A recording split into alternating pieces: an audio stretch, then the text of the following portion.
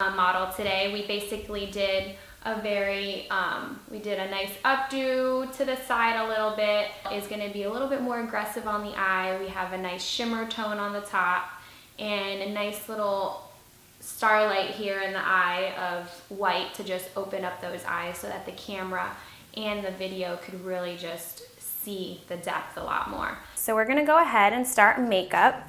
Now something very, very important is you always need to moisturize the skin. This is the SB primer with Temp 2. So like I said, I'm just taking a nice clean sponge. You really want to make sure you're moisturizing around the eyes. Get every area that's dry on the skin. That way it really helps diminish any wrinkles in the face. And it's really important to do it on a daily, even morning and night. When you wake up, before you go to bed, keeps you having that young, lively skin. So right now, I'm basically going to be priming Brooke's eye. I use MAC primer, eye primer. There's so many different kinds you could use, but I prefer this one. Close your eyes for me. Perfect. This really helps hold the makeup throughout the whole day. Really get in the creases of the eye. An eye primer could be very, very dry. This is why it's so important to moisturize the eyes. Notice how it even puts a nice white base. It's just like a white canvas. You always want to start with white because that's how your colors become more pure. So I always put a nice shimmer right in the center of the eye.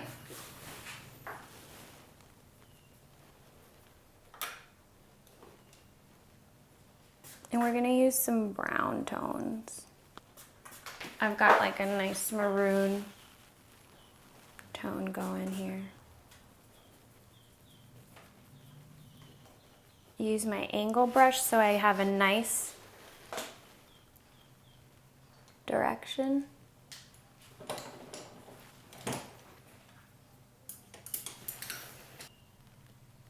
But the concealer just catches all of that eyeshadow.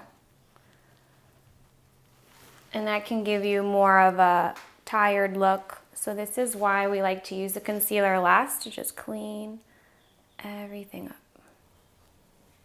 And now we're just gonna blend softly. This is really my best friend. Open and look up for me. You just take it and softly just brush everything underneath.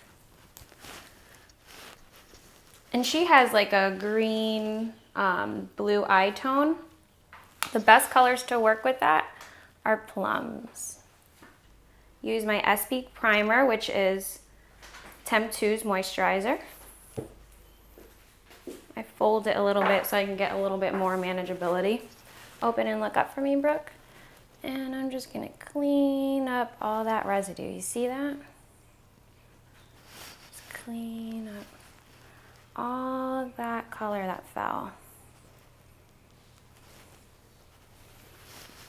We're gonna highlight right underneath the brow area.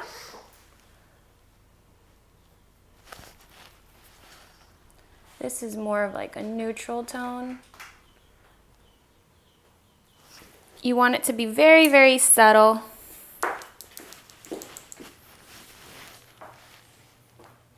This just helps, you know, define the brow. Help give it a much higher arch. So I'm gonna go ahead and just actually use an eyeshadow to fill in Brooke's eyebrows.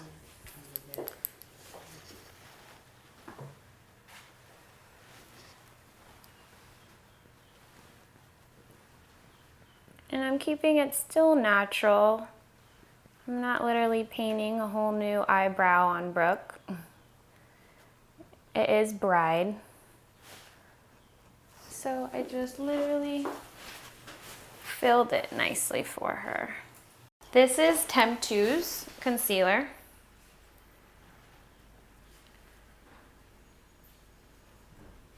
open and look up for me. So you always want to go a slight shade lighter underneath the eye.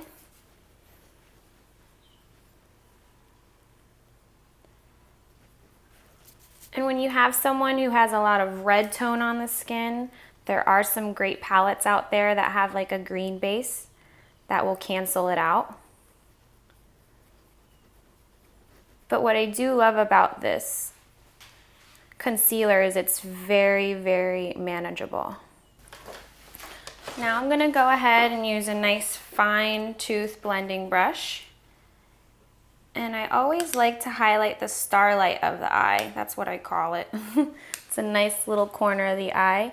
This really opens it up. And basically I'm just taking a quick look to see Brooke's skin tone. And we customize the color to the skin. So we're gonna just test right here on the jawline. A nice circular motion. See how natural? It's already given her a nice natural finish. You can probably already see on the camera how important it is.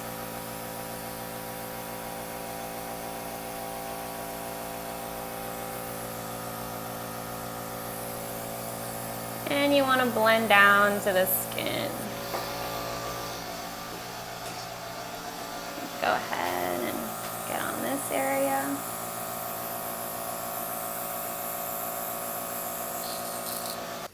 So we're just going to give it a nice little second for the color to set, and then we're going to go ahead and just prime. I use a translucent powder by Smashbox. There's many different types of translucent powders you could use. There's MAC, I know, has one.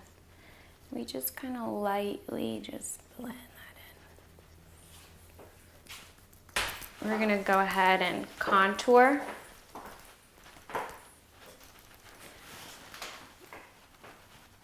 And contouring really just redefines everything. It helps pop those jaw bones out, the jawline. I always give a nice little tap so I don't have much on my brush.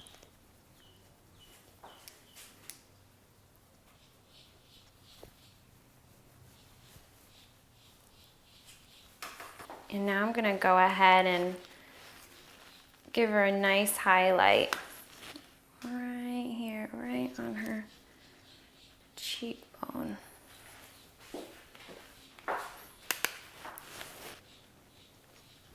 Now I have a softer bronzer I'm gonna use. This is actually Urban Decay.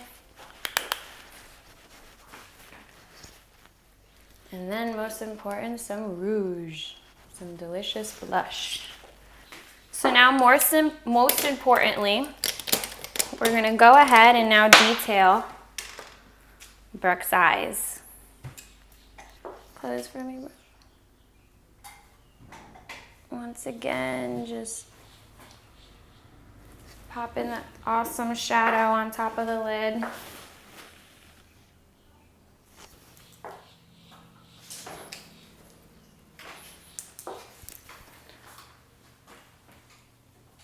Again, going ahead and lightening up this area. Lashes and eyeliner. This is really what makes your eyes pop. And the reason why I always recommend false eyelashes is because, like I said before, the camera just takes out 50%. And in all your images, you know, with your family and your mother and just of you and the groom, you really want to see your eyes. We usually always put the mascara on first, and then we'll go ahead and put the falsies. The reason why we do put the mascara on first is because it gives it support and it really cleans up all that dust. You see all that dust from the shadow? It really just makes it look more natural. So I'm gonna have you just look right here at my finger, Brooke. Perfect. Using your finger is always a good guideline for the client or the guest you have in your chair. And then I'm just gonna softly just rub right underneath these last lashes. Now for those of you who really aren't a fan of false eyelashes or have never used them before, we can go ahead and just cut the lashes in half and give it a more subtle appearance, just wing it on the corners. I do that a lot with the moms, or we do that a lot with grandmothers. Okay, close your eyes for me, Brooke. So I'm just gonna use my fluid line.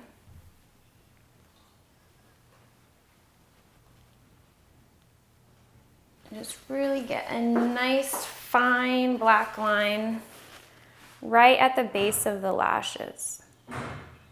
This will help that lash strip blend to look much more natural.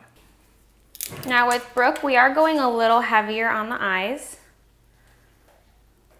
So I went ahead and got some nice, fuller, soft lashes. I'm just gonna measure her eye. This is very, very important.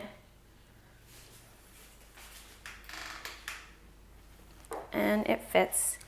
We're gonna use lash glue. We usually paint it on, or we'll put it right here on our arm. You wanna get it nice and tacky. When you're looking to do a more softer look, you can use a white glue. That'll dry more translucent. But today, like I said, since we're trying to give her a little bit more of a stronger look around the eyes. So close your eyes for me, Brooke. Perfect. These actually fit her perfect. Brooke's got a great almond shape. Round.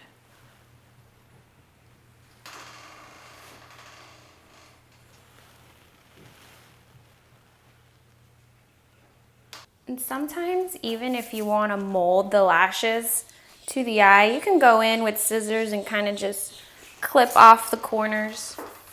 So now what I'm going to do is really blend those lashes with a nice liner. Everyone else. So this is why we really take into consideration and get all the details from the bride as far as what she would like. Now open for me.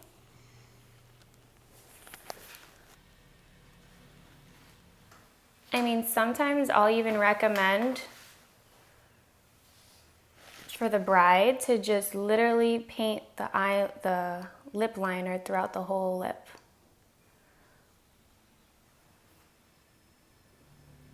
Because it's such a dry, matte base, it'll really keep everything nice and held onto the lip.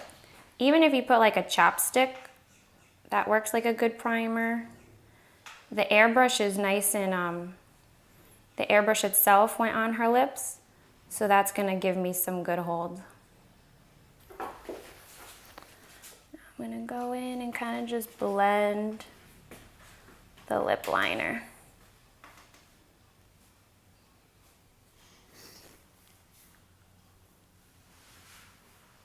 See how that just softened her lips up so much already? Even gave her a nice little color tone.